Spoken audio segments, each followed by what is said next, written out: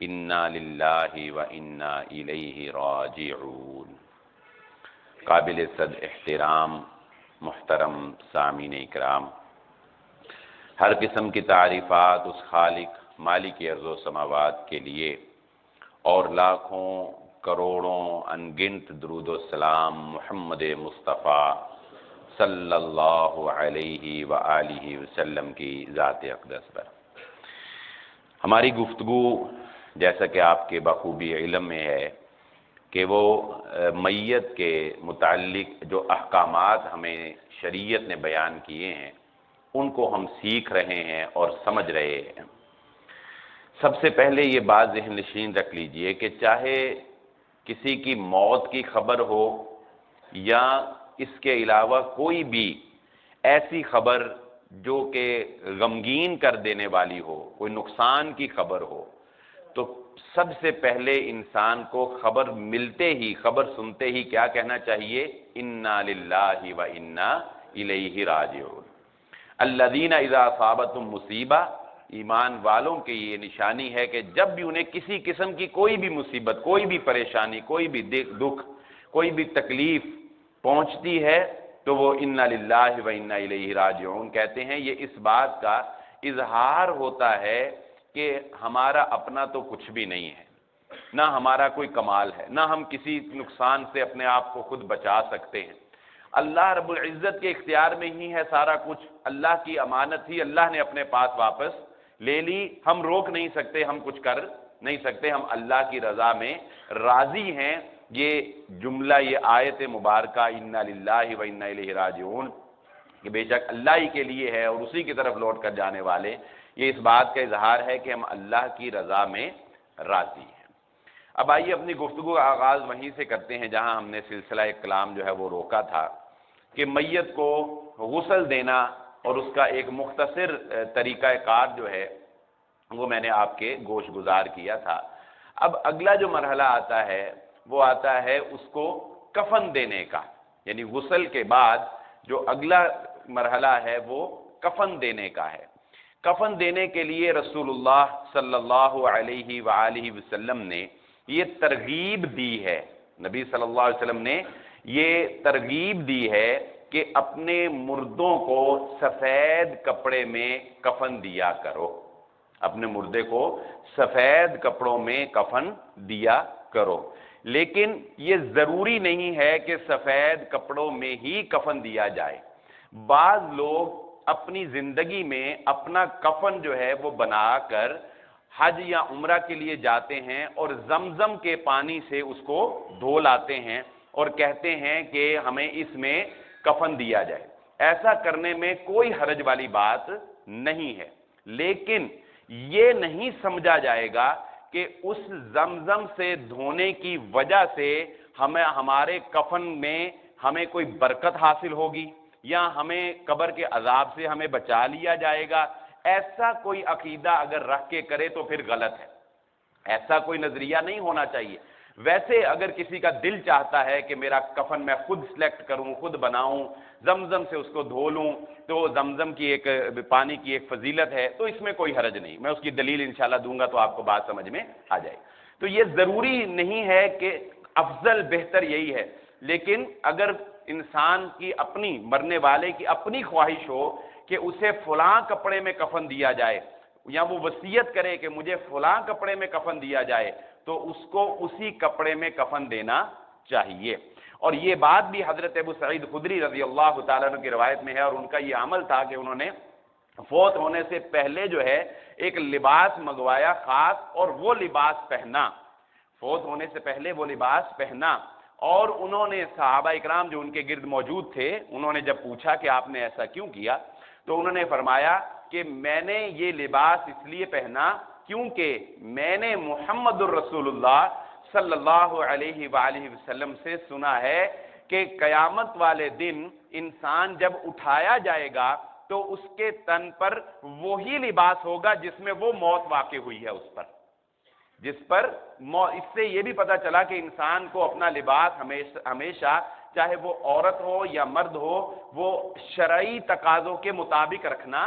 چاہیے۔ تو اور دوسری ایک حدیث میں یہ بھی آتا ہے کہ قیامت والے دن جب انسانوں کو اٹھایا جائے گا تو وہ برہنہ حالت کے اندر ہوں گے. یہ دو روایات ہیں. بظاہر یوں نظر آتا ہے کہ ان دونوں روایتوں میں تعارض ہے، ایک دوسرے کے خلاف ہیں، لیکن علماء کرام نے اس کی تطبیق یوں دی ہے کہ انسان اول جب قبر کھلے گی تو اس وقت اس کے تن پر جو لباس ہوگا وہ وہی ہوگا جس میں اس کی موت واقع ہوئی، اور اس کے بعد ساروں کے لباس جو ہے وہ ختم کر دیے جائیں گے اور انسان جو ہے وہ برہنہ حالت میں اپنے رب کے سامنے پیش ہوگا. اس دن اتنی ہوش ہی کسی کو نہیں ہوگی کہ وہ کسی دوسرے کی طرف جو ہے وہ دیکھے. جس طرح آپ دیکھیں کہ کبھی کوئی بہت غم زدہ انسان ہو نا، وہ اپنی نظر کو کہیں ٹکا کر دیکھ بھی رہا ہو. ہمارے ساتھ بھی ایسے ہوتا ہے، ہم کسی بہت گہری سوچ میں ہوں تو نظر کو کہیں ٹکا کر دیکھ بھی رہے ہوں تو ہماری نظر تو وہاں ہوتی ہے، دیکھنے والے کو ایسے لگتا ہے جیسے ہم وہاں دیکھ رہے ہیں، لیکن ہم وہاں دیکھ نہیں رہے ہوتے، ہمیں نظر نہیں آ رہا. ہماری حس جو ہے وہ ہمارا ساتھ نہیں دے رہی ہوتی، ہمارا دماغ ہمارا ساتھ نہیں دے رہا ہوتا، ہماری نظر وہاں ٹکی ہوتی ہے لیکن ہمیں کچھ بھی محسوس نہیں ہو رہا ہوتا. بہت زیادہ غم، پریشانی، سوچ فکر میں یہ کیفیت انسان کے اوپر طاری ہوتی. تو یہ بھی جائز ہے کہ آپ اپنے لیے اپنا وفات سے پہلے وصیت کر جائے کہ مرتے وقت مجھے یہ لباس پہننا چاہیے، یا مرض الموت میں اگر انسان مبتلا ہے اور اس کی خواہش ہے کہ میں فلاں لباس اچھا ہے، فلاں لباس میں نے عمرہ کیا تھا، فلاں میں نے حج کیا تھا، یا کوئی ایسا ایک خاص اس کو فلاں لباس مجھے بڑا پسند ہے، وہ پہن لیا جائے یا وہ وصیت کرے کہ مجھے پہنایا جائے، تو یہ عمل بالکل درست ہے. صحابہ اکرام سے ایسا کرنا ثابت. اب وہ جو دلیل میں دے لگاؤں کہ انسان اپنی زندگی میں اپنا کفن مقرر کر سکتا ہے، ضروری نہیں ہے کہ وہ وائٹ ہی ہو. ہاں وہ بات ذہن نشین رکھیں کہ کفن کیسا بھی ہو، یہ نہیں ہو سکتا کہ کفن کسی پیر نے دیا ہو یا کسی استاد کا ہو تو وہ آپ کو عذاب سے بچا رہے. اللہ سب کو محفوظ فرمائے. یعنی اس کفن کی آپ کے اعمال ہی کام آنے والے ہیں وہاں پر جا کر. تو حضرت عبد الرحمن بن عوف رضی اللہ تعالیٰ عنہ نے ایک دفعہ اللہ کے نبی صلی اللہ علیہ وآلہ وسلم کے تن پر ایک چادر دیکھی. تو نبی صلی اللہ علیہ وآلہ وسلم کو وہ تحفے میں آئی تھی اور صحابہ کرام نے تعریف بھی کی کہ آپ کو یہ چادر بہت پیاری لگ رہی ہے. تو انہوں نے نبی صلی اللہ علیہ وآلہ وسلم سے وہ چادر مانگ لی. آپ صلی اللہ علیہ وآلہ وسلم نے فوراً وہ چادر اتار کر حضرت عبد الرحمن بن عوف رضی اللہ تعالیٰ عنہ کو دے دی. جب مجلس ختم ہوئی تو صحابہ کرام نے پوچھا، اور دیکھنے میں ایک لگتا بھی ہے کہ نبی صلی اللہ علیہ وسلم نے ایک چادر پہنی، لوگ تعریف بھی کر رہے ہیں اور آپ مانگ لیں ان سے، لیکن آپ صلی اللہ علیہ وسلم کی سخاوت کا عالم یہ تھا آپ نے کچھ نہیں کہا، اسی وقت دے دیا. تو لوگ صحابہ نے اعتراضاً کہا کہ آپ نے نبی صلی اللہ علیہ وآلہ وسلم سے چادر کیوں مانگ لی؟ صحابہ کے کوئی حرص طمع والی تو بات ہے ہی نہیں ہے صحابہ میں اور وہ دور. تو حضرت عبد الرحمن بن عوف رضی اللہ تعالیٰ فرماتے ہیں کہ میں نے یہ چادر اس لیے نہیں مانگی کہ مجھے کوئی چادر کی طمع یا لالچ تھی، میں نے یہ چادر اس لیے مانگی ہے تاکہ مجھے اس چادر کے اندر کفن دیا جا سکے، تاکہ مجھے اس چادر کے اندر کفن دیا جائے. اور پھر ان کو اس چادر کے اندر کفن دیا گیا. تو مجبوراً تو ظاہر ہے جس طرح کہ حضرت مصعب بن عمیر رضی اللہ تعالیٰ عنہ جب شہید ہو گئے ان کو کفن دینے کے لیے جو ہے وہ پورا کپڑا نہیں تھا، تو ان کے نبی صلی اللہ علیہ وسلم سے صحابہ نے پوچھا کہ اگر پاؤں ڈھانپتے ہیں تو سر ننگا ہوتا ہے اور سر ڈھانپتے ہیں تو پاؤں ننگے ہوتے ہیں. اللہ کے نبی صلی اللہ علیہ وسلم فرمایا کہ سر ڈھانپ دو اور ان کے پاؤں کے اوپر اذخر گھاس جو ہے وہ ڈال دو، اور اس طرح ان کو کفن دیا گیا. تو مجبوراً تو یہ انسان کرتا ہی ہے، لیکن مجبوری کے علاوہ بھی انسان سفید کپڑے کے علاوہ اپنی مرضی سے اپنا کفن جو ہے وہ اپنی زندگی میں مقرر کر سکتا ہے. اس کی گنجائش شریعت کے اندر موجود ہے. لیکن انسان کو جو کفن سنت کے مطابق دوسرے لوگوں نے پہنانا ہے اس کا طریقہ کار کیا ہونا چاہیے؟ تین چادروں کے اندر کفن دیا جاتا ہے. اس میں تھوڑا سا اختلاف ہے، وہ میں آپ کے ساتھ گوش گزار کر دیتا ہوں کہ کیا عورت اور مرد کے کفن کے اندر کفن دینے میں کوئی فرق ہے. ایک اصول کی بات ذہن نشین رکھ لیں، جتنے بھی احکامات ہیں وہ مرد اور عورت کے لیے ایک جیسے ہی ہوتے ہیں. جتنے بھی احکامات ہیں جن میں مردوں کو بھی مخاطب کیا گیا ہے ان میں عورتیں بھی قرآن میں شامل ہیں۔ جتنے بھی احکامات ہیں وہ مرد اور عورت برابر ایک دوسرے کے لیے برابر ہیں، یعنی احکامات میں سب ایک طرح شریک ہیں، سوائے اس کے کہ عورتوں کے لیے الگ حکم کی کوئی تخصیص، کوئی دلیل آ جائے، یا مردوں کے لیے یہ حکم الگ ہے اس کی کوئی دلیل آ جائے۔ بات سمجھ رہے ہیں؟ اب پردے کا حکم ہے، پردے کا حکم پتہ ہے نا کہ صرف عورتوں کے لیے، اب آپ اس میں مردوں کو تو شامل نہیں کر سکتے نا، کیوں؟ کیونکہ اس بات کی دلیل موجود ہے کہ اللہ رب العزت نے یہ حکم صرف عورتوں کو دیا ہے، مردوں کو نگاہیں نیچی رکھنے کا کہا اور عورتوں کو بھی نگاہیں نیچی رکھنے کا کہا۔ تو یہ ایک اصولی بات ہے کہ جو بھی حکم ہوتا ہے وہ مرد اور عورت دونوں کے لیے برابر ہوتا ہے، الا یہ کہ یہ بتا دیا جائے شریعت کی جانب سے، اللہ اور اس کے نبی صلی اللہ علیہ وسلم کی جانب سے یہ بتا دیا جائے کہ یہ حکم اس میں عورتیں الگ ہیں، مرد الگ ہیں، عورتوں کے لیے یہ خاص ہے، مردوں کے لیے یہ خاص ہے۔ تو ایک روایت آتی ہے ابو داود کی جس میں حضرت ام عطیہ رضی اللہ تعالی عنہا بیان کرتی ہیں کہ اللہ کے نبی صلی اللہ علیہ وآلہ وسلم کی بیٹی ام کلثوم رضی اللہ تعالی عنہا کو ہم نے جب کفن دیا، اللہ کے نبی صلی اللہ علیہ وآلہ وسلم دروازے کے باہر موجود تھے، نبی صلی اللہ علیہ وآلہ وسلم ہمیں چادریں پکڑاتے تھے اور ہم ان کی بیٹی کو کفن دیتے تھے۔ اس میں یہ بات موجود ہے کہ نبی صلی اللہ علیہ وسلم نے ہمیں پہلے ایک تہبند یعنی نیچے حصہ کمر سے نیچے تہبند جو ہے وہ دیا، پھر اللہ کے نبی صلی اللہ علیہ وسلم نے ہمیں ایک قمیض دی، پھر اللہ کے نبی صلی اللہ علیہ وسلم نے ہمیں ایک دوپٹہ دیا، پھر اللہ کے نبی صلی اللہ علیہ وسلم نے ایک بڑی چادر دی جس میں ہم نے ان کو کفن دیا، اور پھر اس کے بعد ایک اور بڑی چادر جو ہے اللہ کے نبی صلی اللہ علیہ وسلم نے ہمیں دی، لفافہ جس میں ہم نے ان کو پورا جو ہے وہ بند کر دیا۔ یعنی اس روایت کے اندر عورت کو 5 چادروں کے اندر یا 5 کپڑوں کے اندر کفن دینے کا ذکر اللہ کے نبی صلی اللہ علیہ وآلہ وسلم سے موجود ہے۔ علامہ البانی رحمہ اللہ تعالی نے اور دیگر بہت سے محققین نے اس روایت کو ضعیف قرار دیا ہے، لیکن شیخ ابن باز رحمہ اللہ تعالی نے اپنے فتاوی میں اس بات کو نقل کیا ہے کہ اس روایت کے شواہد جو ہیں وہ موجود ہیں، یعنی دوسری ایسی روایات موجود ہیں جن سے اس کی تائید ہوتی ہے۔ اس لیے شیخ ابن باز رحمہ اللہ تعالی اس فتوے پر تھوڑی سی نرمی اور وسعت کا اظہار کرتے ہوئے یہ بات کہتے ہیں کہ اس میں وسعت ہے،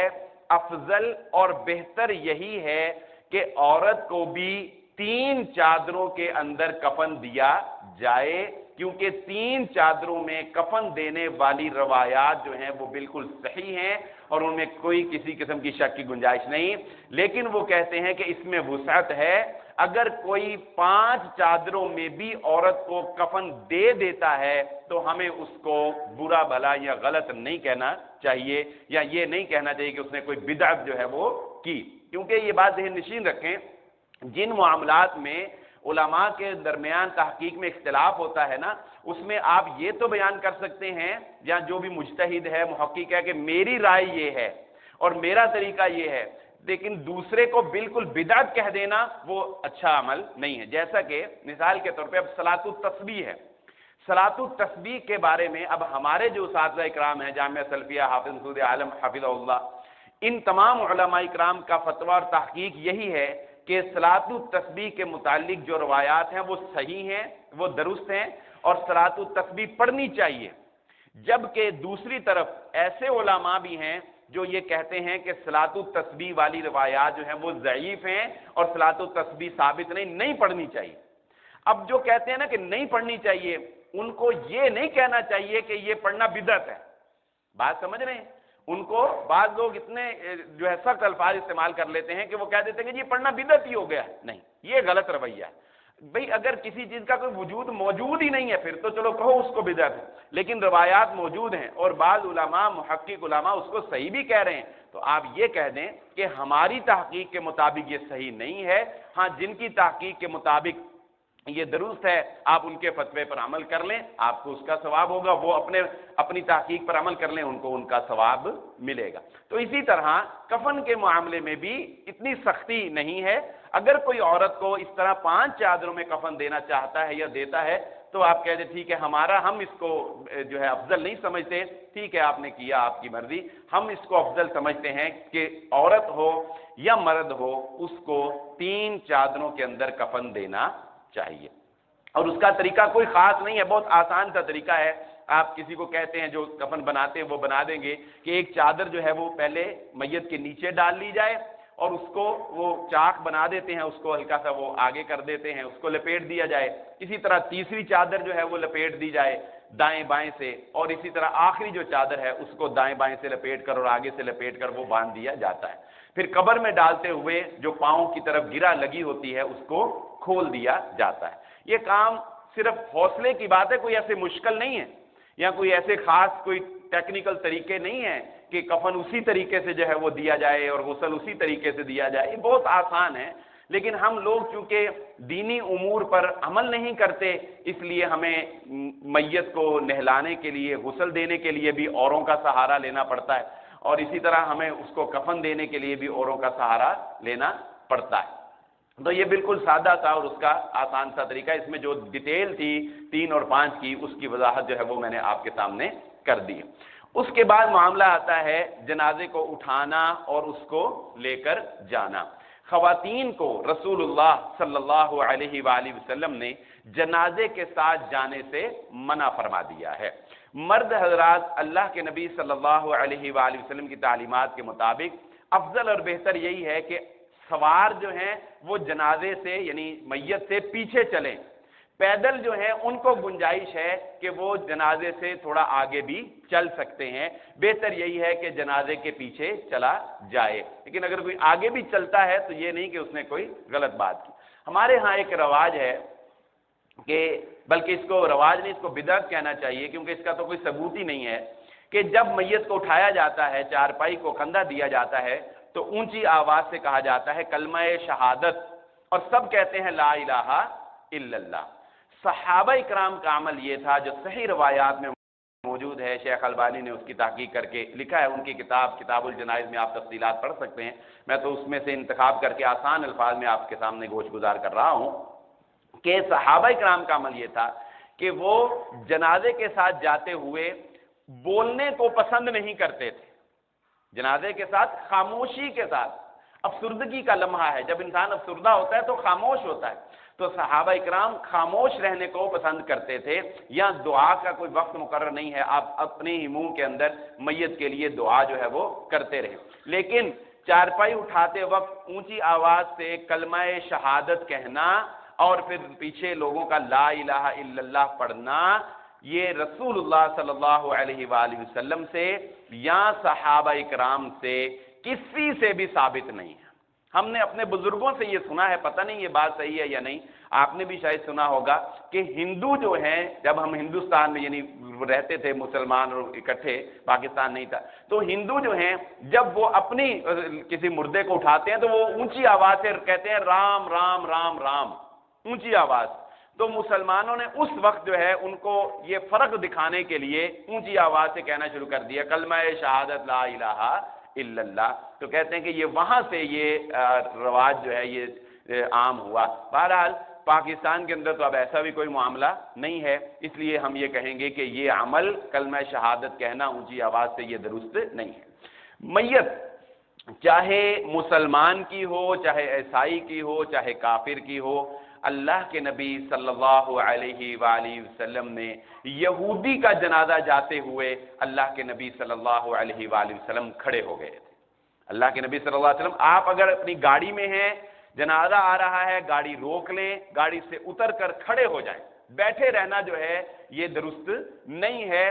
جو کسی کا بھی جنازہ ہو دیکھنے کی ضرورت نہیں، الحمدللہ ہمارے ہاں تو مسلمان کا جنازہ ہی ہے زیادہ، تو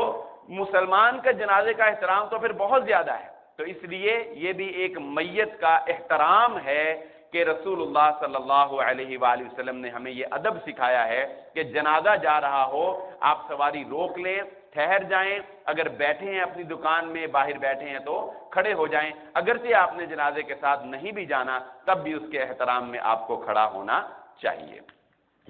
اب ہم پہنچ گئے جنازگاہ میں، اس سے پہلے ایک مسئلہ اور کلیئر کر لیتے ہیں کہ کیا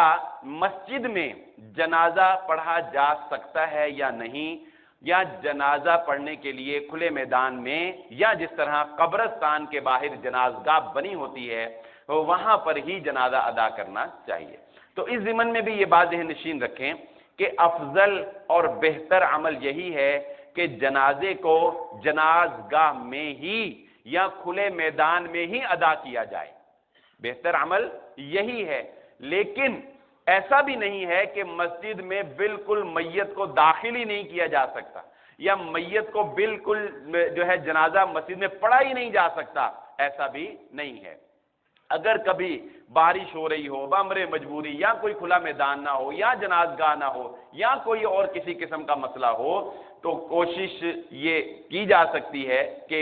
جنازہ مسجد کے اندر پڑھا جائے۔ صحیح مسلم کی روایت ہے، حضرت عائشہ صدیقہ رضی اللہ تعالیٰ عنہ نے صحابہ اکرام کو، حضرت سعد بن وقاص رضی اللہ تعالیٰ عنہ جس وقت وفات پائی انہوں نے، تو حضرت عائشہ، اس حدیث سے دو باتیں ہمیں انشاءاللہ سمجھ آ جائیں گی۔ حضرت عائشہ صدیقہ رضی اللہ تعالیٰ عنہ نے کہا کہ ان کا جنازہ مسجد میں لے کے آؤ، مسجد النبوی میں، آپ کا گھر ساتھ تھا حجرہ، تو مسجد میں لے کر آؤ تاکہ میں اس کا جنازہ ادا کروں۔ اس سے یہ پتہ چلا کہ اگر خواتین جو ہیں وہ جنازہ پڑھنا چاہیں تو خواتین جنازہ پڑھ سکتی ہیں، جس طرح عام نماز خواتین جو ہے پڑھ سکتی ہیں اور نبی صلی اللہ علیہ وسلم کے دور میں پڑھا کرتی تھی مردوں کے پیچھے صفیں بنا کر، تو اس طرح جنازہ بھی ایک نماز ہے، خواتین پڑھ سکتی ہیں۔ اور دوسری بات کہ جنازہ جو ہے وہ مسجد میں لایا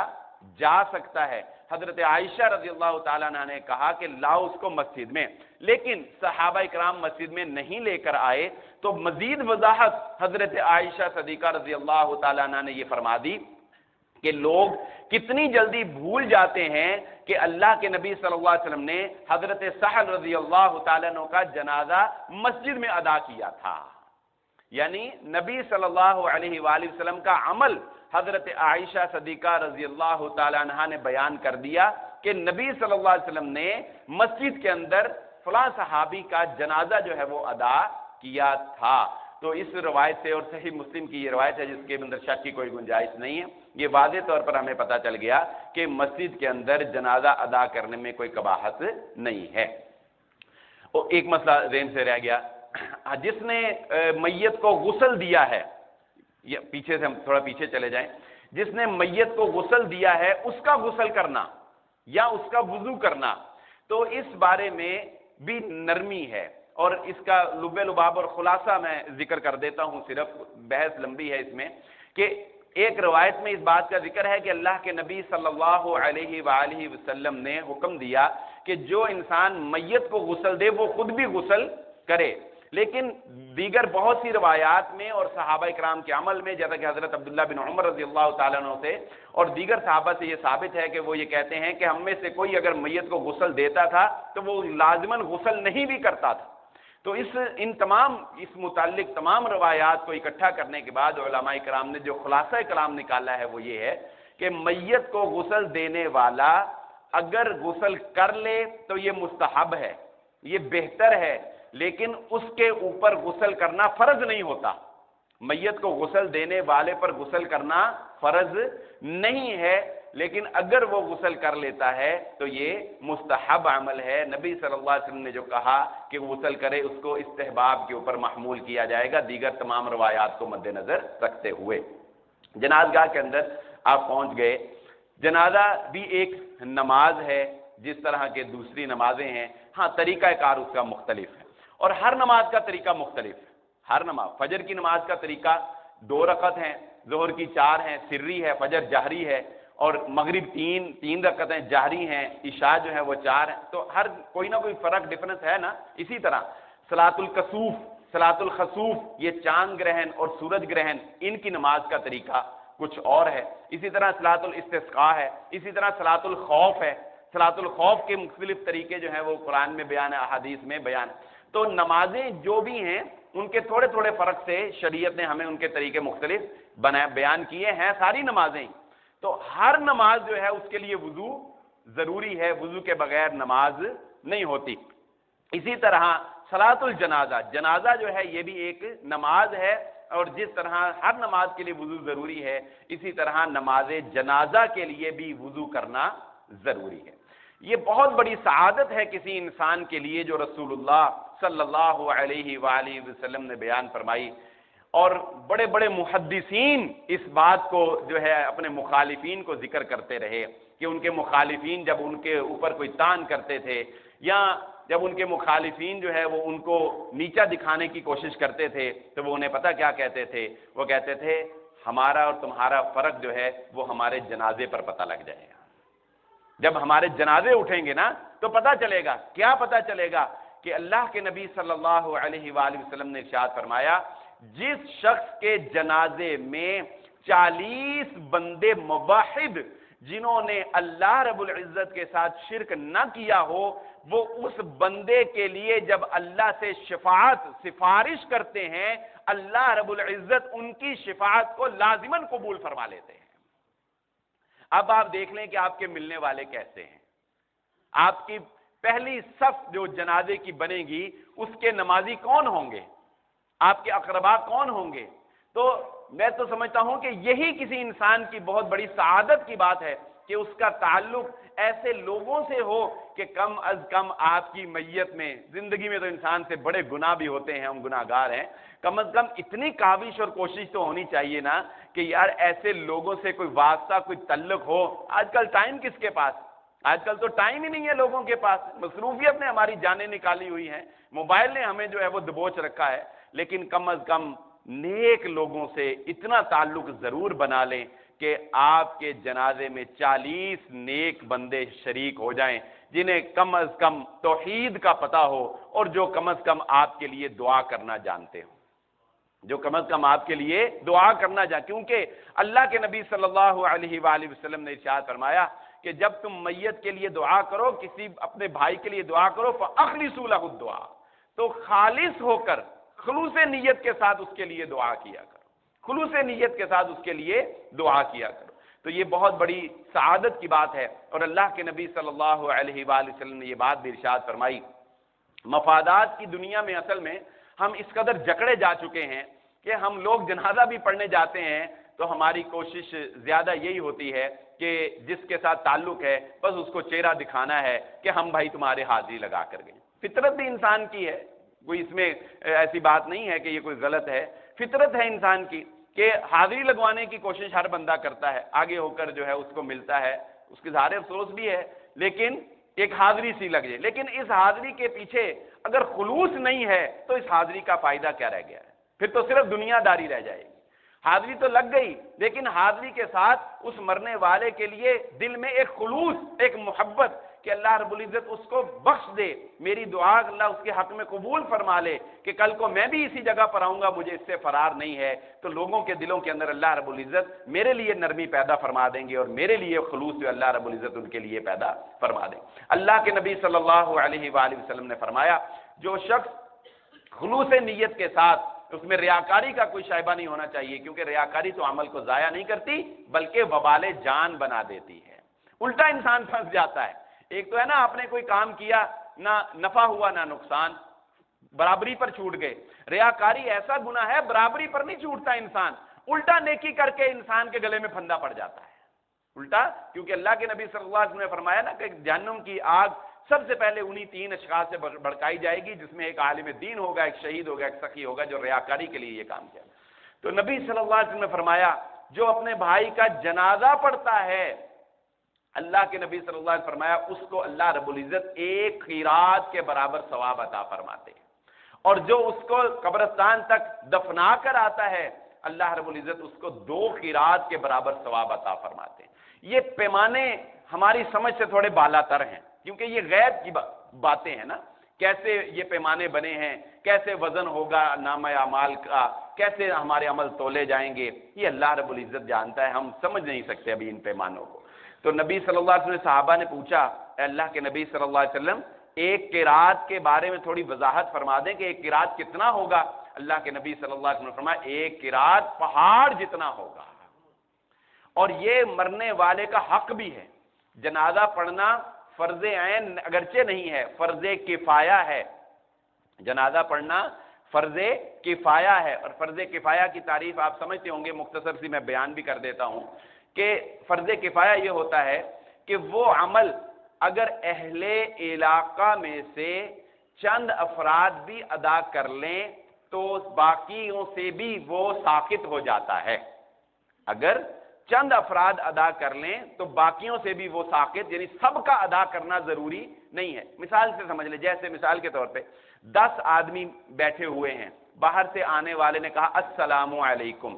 تو ان 10 آدمیوں میں سے ضروری نہیں کہ ہر بندہ ہی کہے وعلیکم السلام وعلیکم السلام. ایک بندہ بھی اگر کہہ دے وعلیکم السلام تو وہ سب کی طرف سے ادا ہو گیا، وہ سب کی طرف سے اس کا جواب چلا گیا. اس طرح اگر ایک کمیونٹی میں سے ایک چند افراد جو ہیں وہ ادا کر لیں تو وہ سب کی طرف سے ادا ہو جاتا ہے. اگرچہ یہ فرض کفایہ ہے، لیکن آپ دیکھیں کہ اس کا ثواب کتنا ہے. اور اللہ کے نبی صلی اللہ علیہ وسلم نے جو حق المسلم علی المسلم بیان کیے ہیں حدیث میں، 6 حقوق جو ایک مسلمان کے دوسرے مسلمان پہ ہیں، ان میں سے ایک حق یہ بھی اللہ کے نبی صلی اللہ علیہ وسلم نے بیان کیا کہ اذا مات فاتبعوہ، جب تمہارا کوئی بھائی مر جائے تو اس کا جنازہ پڑھنے کے لیے جایا کر. یہ مسلمان کا، ایک مسلمان کا دوسرے مسلمان پر حق ہے جو شریعت نے بیان کیا ہے کہ کہاں کہاں ہمارا خیال اور ہمارا لحاظ رکھا جا رہا ہے کہ اگر کوئی مر جاتا ہے تو اس کا جنازہ پڑھنا جو ہے وہ تمہارے اوپر حق ہے. جنازہ نبی صلی اللہ علیہ وآلہ وسلم سے سری پڑھنا یا جہری پڑھنا، یہ دونوں طرح اللہ کے نبی صلی اللہ علیہ وآلہ وسلم سے ثابت ہے. یعنی آہستہ آواز میں بھی پڑھا جا سکتا ہے اور با آواز بلند بھی پڑھا جا سکتا ہے. ہم با اکثر ہمارے علماء، ہم لوگ اکثر اس کو جہری اس لیے پڑھتے ہیں کہ لوگوں کو دعائیں یاد نہیں ہوتی، اور دعائیں جو ہیں وہ سن کر ایک تو انسان کا دل بھی نرم ہو جاتا ہے اور انسان کے دل سے کوئی دعا جو ہے وہ نکل سکتی ہے، اور پھر آمین کہہ کے دعا کے اندر شرکت جو ہے وہ بھی کی جا سکتی ہے. جنازے کی صفوں کے بارے میں بھی یہ بات ذہن نشین رکھ لیں کہ افضل اور بہتر یہی ہے کہ جنازے کی صفیں جو ہیں وہ 3 بنائی جائیں، 3 بنائی جائیں، طاق عدد میں بنائی جائیں، یہ بہتر ہے. لیکن اگر جگہ کا کوئی حساب ایسا ہے کہ صفیں جو ہیں وہ 3 نہیں بن سکتی یا طاق نہیں بن سکتی تو اس میں بھی کوئی ایسی بات نہیں ہے کہ جفت تعداد میں بھی جنازے کی صفیں جو ہیں وہ بنائی جا سکتی ہیں. جنازے کا طریقہ ویسے تو آپ احباب سنتے ہی رہتے ہوں گے، مختصر چونکہ ہمارا یہ موضوع ہے تو ہم اسے ہلکا سا اس طرف بھی آپ کی رہنمائی کر دیتے ہیں کہ جنازے کے اندر جو اجماع ہو چکا جس پر امت کا، جس پر محدثین کا، وہ یہی ہے کہ جنازے کے اندر 4 تکبیرات ہوں گی. پہلی تکبیر کے بعد اعوذ باللہ من الشیطان الرجیم بسم اللہ الرحمن الرحیم اور اس کے بعد سورۃ الفاتحہ. دعائے استفتاح جو ہے وہ بھی مستحب ہے، پڑھی جا سکتی ہے، پڑھ لیں تو بھی درست ہے، اگر نہیں پڑھتے تب بھی آپ کا جنازہ درست ہے. لیکن سورۃ الفاتحہ کے بغیر کوئی نماز نہیں ہے، اور صلاۃ الجنازہ یہ بھی ایک نماز ہے، اس لیے سورۃ الفاتحہ پڑھی جائے گی. اس کے بعد اللہ اکبر کہا جائے گا، اس کے بعد درود شریف پڑھی جائے گی، اس کے بعد اللہ اکبر کہا جائے گا، اور پھر میت کے لیے دعائیں مانگی جائیں گی جو بھی انسان کو مسنون دعائیں یاد ہیں. اس کے بعد اللہ اکبر کہا جائے گا اور سلام پھیر دیا جائے گا. ایک اہم مسئلہ جو اکثر لوگ غلطی کر جاتے ہیں، سمجھتے نہیں، اگر کوئی بندہ نماز جنازہ میں لیٹ ملا ہے، جس طرح آپ کہتے ہیں نا امام 4 رکعت کی امام آپ تیسری رکعت میں ملیں، چوتھی رکعت میں ملیں، تو وہ کیا کرے؟ لوگ عام طور پہ امام لیٹ بھی ملے ہوں تو امام کے ساتھ ہی سلام پھیر دیتے ہیں. ایسا کرنا غلط ہے، کیونکہ یہ بھی نماز ہے اور اس کا حکم بھی باقی نمازوں کی طرح ہی ہے. اور باقی نمازوں کے بارے میں رسول اللہ صلی اللہ علیہ وآلہ وسلم کا کیا حکم ہے کہ اللہ کے نبی صلی اللہ علیہ وسلم نے حدیث میں ارشاد فرمایا کہ جب تم نماز کے لیے آؤ تو سکینت کے ساتھ اور وقار کے ساتھ آؤ، سکون کے ساتھ اور وقار کے ساتھ آؤ.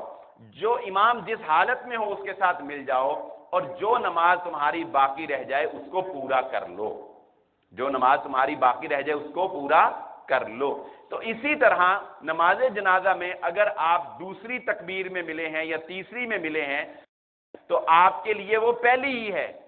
آپ اس کے بعد سورۃ الفاتحہ پڑھیں گے، اور اسی طرح آپ جب امام دوسری تکبیر اپنی چوتھی کہتا ہے مثال کے طور پر، آپ کے لیے وہ دوسری ہے، آپ اس کے بعد درود شریف پڑھیں گے، اور جب امام سلام پھیر دے گا اس کے بعد بھی آپ دعائیں پڑھیں گے، دعا پڑھ کر پھر تکبیر مکمل کریں گے اور پھر آپ سلام پھیریں گے. یعنی جس طرح عام نماز ہم جو جتنی امام کے ساتھ مل جاتی ہے پڑھتے ہیں، جو رہ جاتی ہے وہ بعد میں اپنی مکمل کر لیتے ہیں۔ اسی طرح نماز جنازہ اگر لیٹ ملے ہیں تو جتنی امام کے ساتھ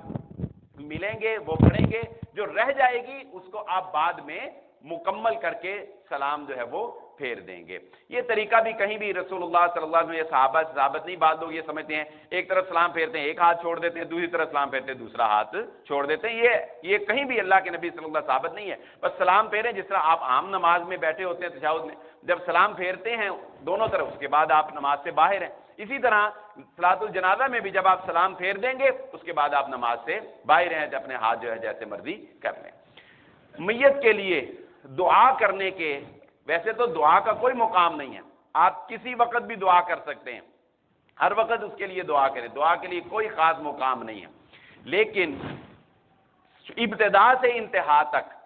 صرف 3 مقامات ایسے ہیں جن میں اللہ کے نبی صلی اللہ علیہ وآلہ وسلم نے میت کے لیے بطور خاص دعا کا کہا ہے یا ہمیں سکھایا ہے۔ اس کے علاوہ بطور خاص اہتمام کر کے میت کے لیے دعا کرنا رسول اللہ صلی اللہ علیہ وسلم سے یا صحابہ سے ثابت نہیں ہے۔ ایک مقام میں نے پچھلے جمعہ میں بیان کر دیا تھا کہ جس وقت کوئی فوت ہوتا ہے اسی وقت اس کے لیے دعا کرنا، کیونکہ اللہ کے نبی صلی اللہ علیہ وآلہ وسلم نے ارشاد فرمایا کہ اس وقت جو انسان دعا کرتا ہے تو فرشتے اس کی دعا پر آمین کہتے ہیں۔ ایک یہ مقام ہے کہ بطور خاص ہمیں دعا کرنی چاہیے۔ دوسرا مقام صلاۃ الجنازہ، جنازے کے اندر دعا کرنا میت کے لیے، اور تیسرا قبر پر میت کو دفنا دینے کے بعد اس کی قبر پر اس کے لیے ثابت قدمی کی دعا کرنا، یہ رسول اللہ صلی اللہ علیہ وسلم سے ثابت۔ تو یہ 3 مقامات۔ اس کے علاوہ جیسا کہ ہمارے ہاں یہ ایک عجیب سا دیکھا جاتا ہے، رواج ہے کہ نماز جنازہ ادا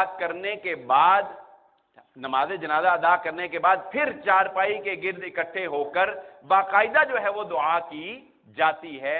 یہ دعا کرنا، جیسے میں نے پچھلے جمعہ میں بھی ذکر کر دیا تھا کہ دیکھیں یہ طریقہ ہمیں دین نے سکھایا، ہم اس میں کمی بیشی نہیں کر سکتے، اپنی مرضی سے کچھ ایڈ یا کوئی نکال نہیں سکتے۔ ابتدا سے انتہا تک ہمیں شریعت لے کر چل رہی ہے، ہمیں محمد رسول اللہ صلی اللہ علیہ وسلم گائیڈ کر رہے ہیں، تو ہمیں اس کے مطابق ہی چلنا ہے جو ہمارے نبی صلی اللہ علیہ وسلم نے ہمیں سکھایا۔ تو اس وقت جو ہے وہ دعا کرنا اللہ کے نبی صلی اللہ علیہ وآلہ وسلم سے یا صحابہ سے کہیں بھی ثابت نہیں ہے، اس لیے ہم کہتے ہیں کہ وہ دعا کرنا بدعت قرار پائے گا، وہ دعا کرنا درست نہیں۔ اور اسی طرح بعض لوگ قبرستان سے نکل کر، یعنی جب قبرستان سے باہر آ جاتے ہیں تو قبر پہ دعا کر لی، پھر جب قبرستان سے باہر آ گئے تو باہر قبرستان کے دروازے پر کھڑے ہو کر پھر دعا کرتے ہیں۔ یہ بھی وہ اجتماعی تو نہیں ہوتی، لیکن انفرادی ہر بندہ اپنی اپنی دعا کر کے جو ہے وہ چلا جاتا ہے۔ تو یہ طریقہ بھی اللہ کے نبی صلی اللہ علیہ وسلم ثابت نہیں ہے کہ خاص کر کے آپ کہیں دعا کریں۔ ہاں ویسے آپ ہر وقت ہی میت کے لیے جو ہے وہ دعا مانگتے رہیں۔ یہ کوشش ہوتی میری کہ آج یہ چیپٹر مکمل ہو جائے، لیکن نہیں ہو سکا، ابھی اس میں آگے کافی باتیں ہیں، انشاءاللہ ہم اگلے جمعہ میں پھر اس کو اسی ٹاپک کو جو ہے وہ آپ کی گوش گزار کریں۔